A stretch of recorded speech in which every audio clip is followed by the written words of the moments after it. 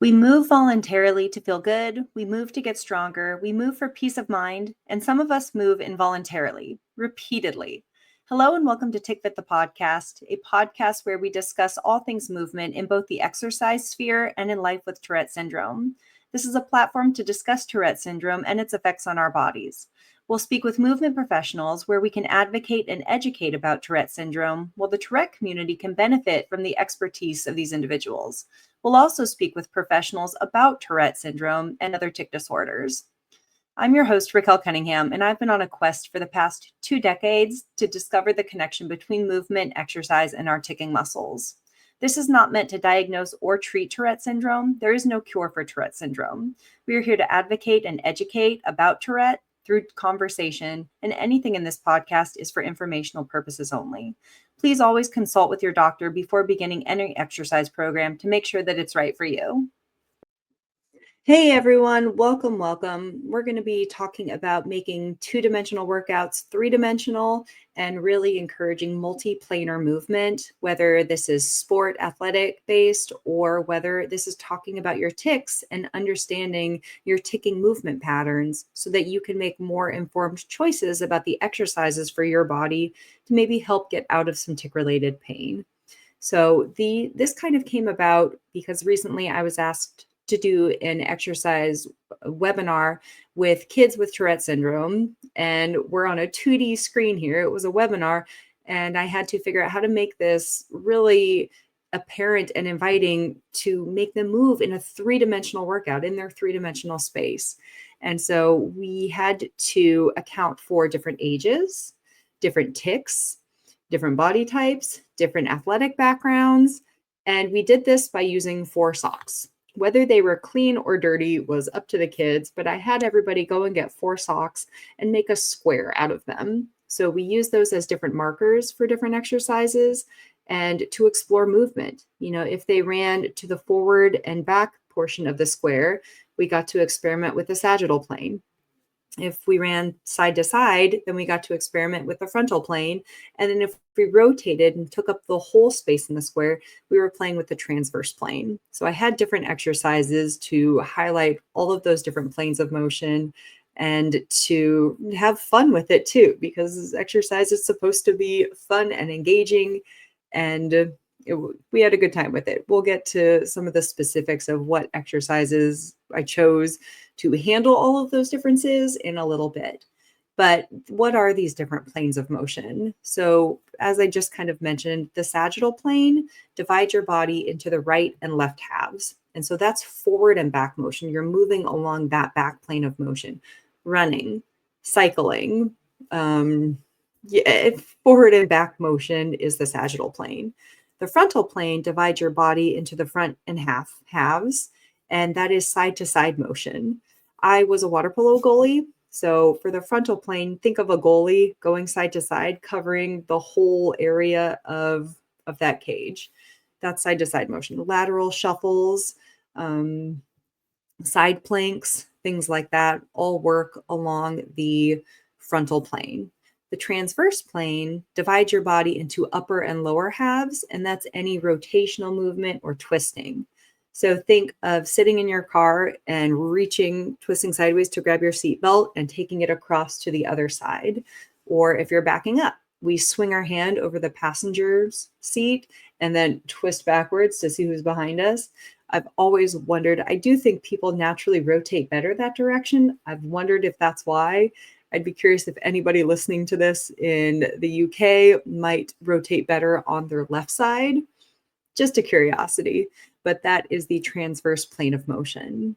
And so again, we'll kind of cover this with 2 different agendas, one of them being just athletic and exercise potential in general. And then the other arena and focus is to utilize looking at motion in a 3D world to better describe our tics. If you're working with somebody that practices CBIT, this can help you both get to your goals a little bit quicker because you will understand movement. You can make more informed choices about what exercises might be best for your body, what competing responses might be best for your body based on how you're ticking in these different planes of motion. So a couple examples for that. A really common motor tic is a head tic, where you're throwing your head forward and twisting it to the side. So that first initial forward head throw is in the sagittal plane, and then it moves into the transverse plane where it rotates. Maybe you're the other way. Maybe you throw your head up, which is still the sagittal plane, and maybe you rotate to the left. So a very common competing response is the chin tuck. I think it's important to look at the whole kinetic chain. We'll get to that through the entire lifeline of tick fit, but I do think that there's more to a competing response than a chin tuck. I think we need some other supportive movement patterns within this, but that's an example of using your planes of motion with that specific tic. Another tic example would be your shoulder. If your shoulder punches forward in that sagittal plane first, but then your torso is in the transverse plane, or what if your shoulder ticks out to the side in the frontal plane and then moves into the transverse plane? So really looking at each tic with a three-dimensional lens around it is a really great tool to have, because then what exercises will help balance that out? We are naturally asymmetrical creatures. It's okay to have asymmetries in our body.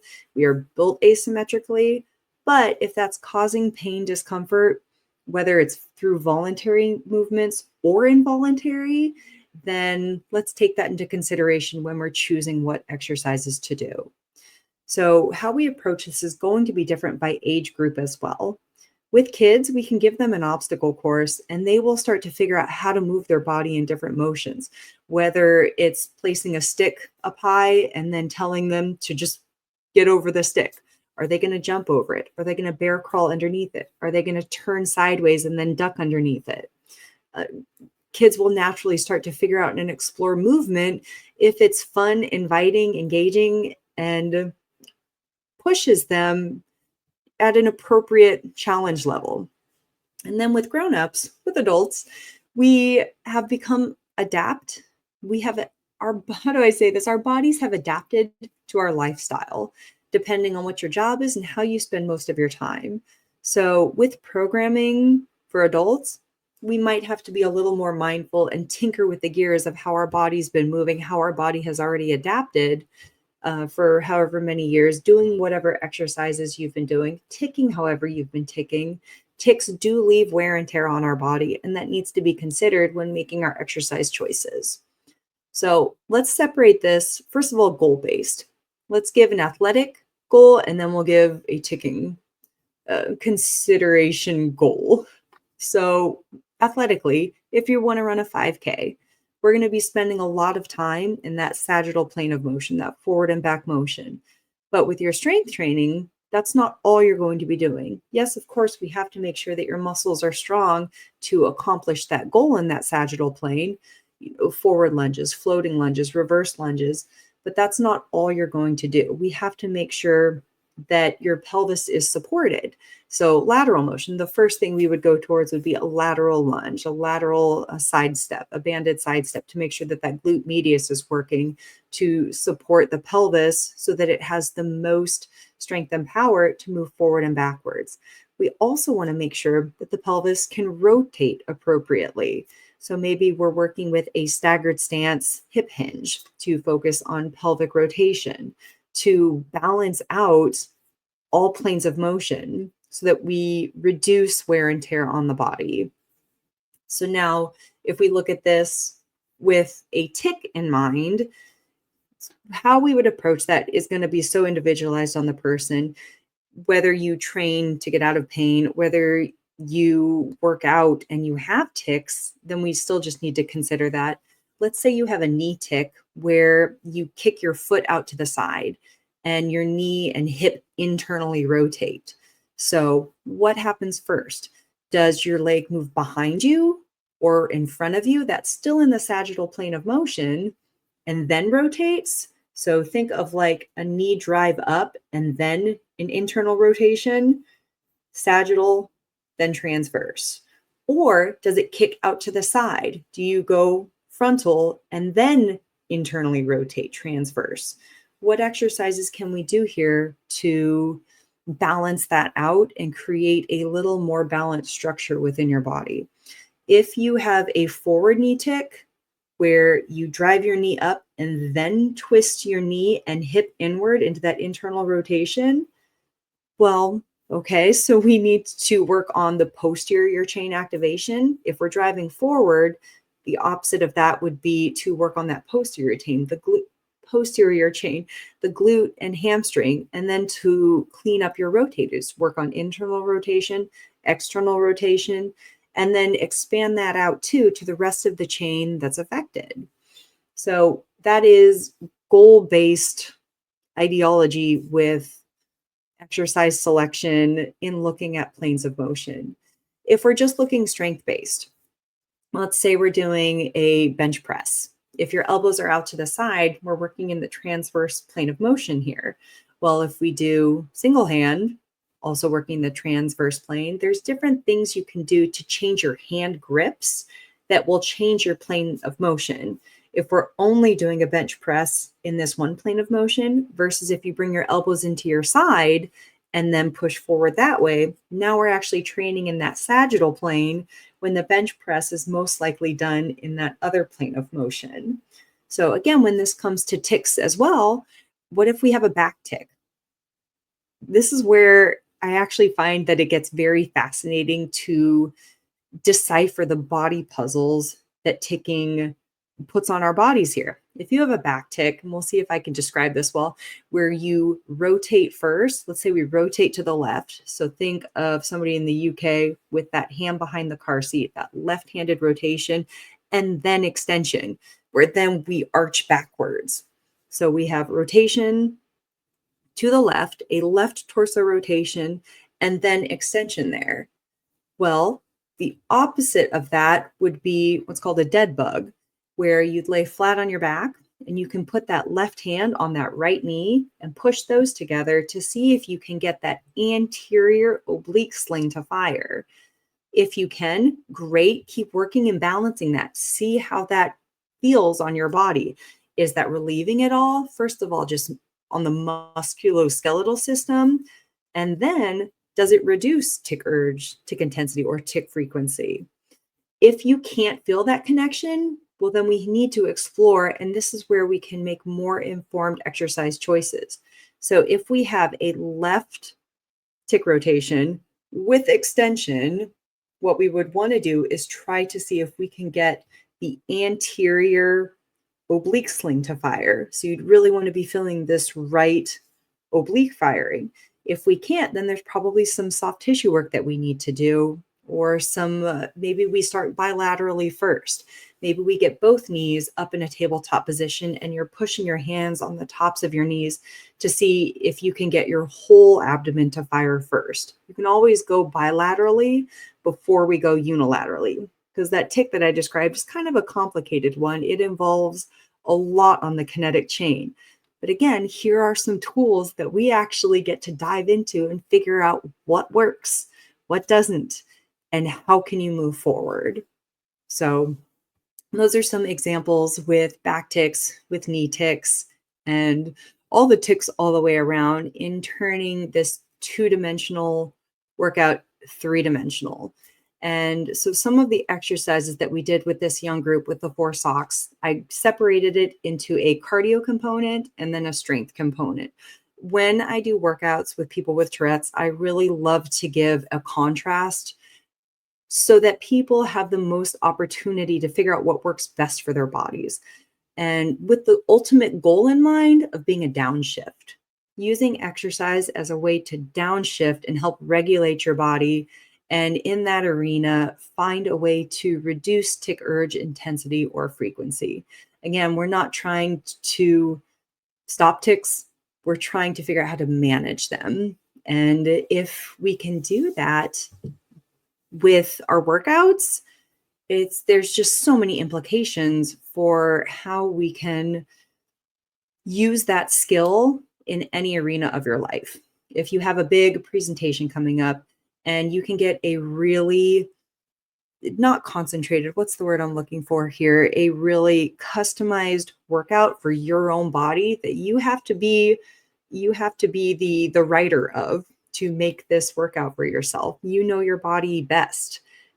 So whether you can do this customized workout for your body that downshifts you, and then all of a sudden you can get through your presentation, whether it's for work, for school, whatever it is, with as minimal tics as possible to help get you through whatever it is you're trying to get through.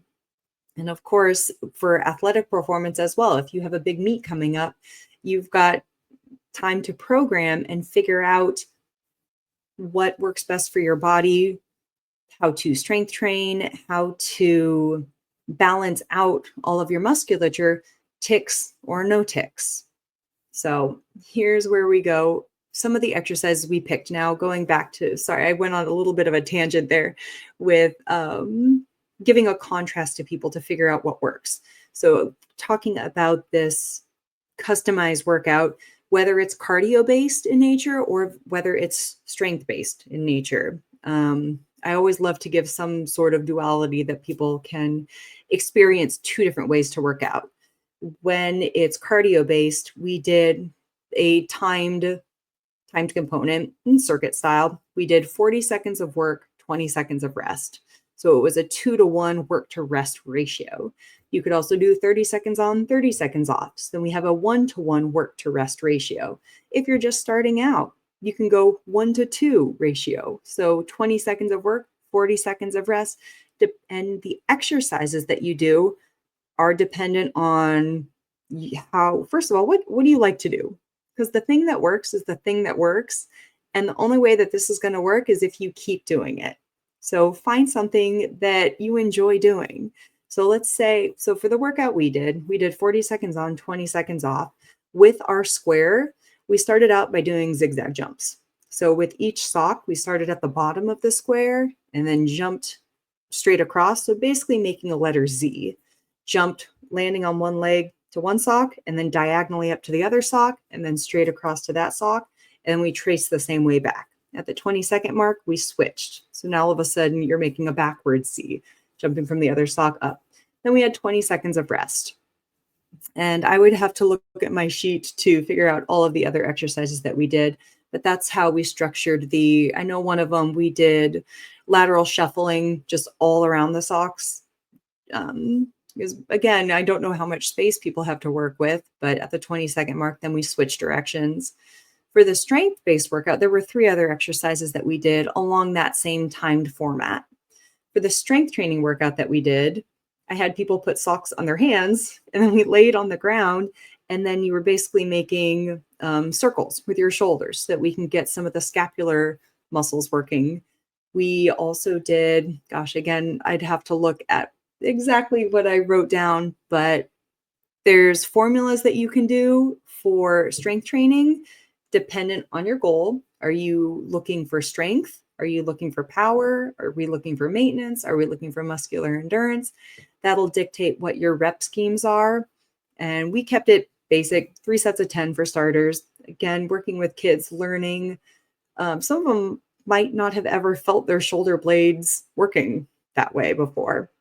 And it was really fun to see that revelation come out.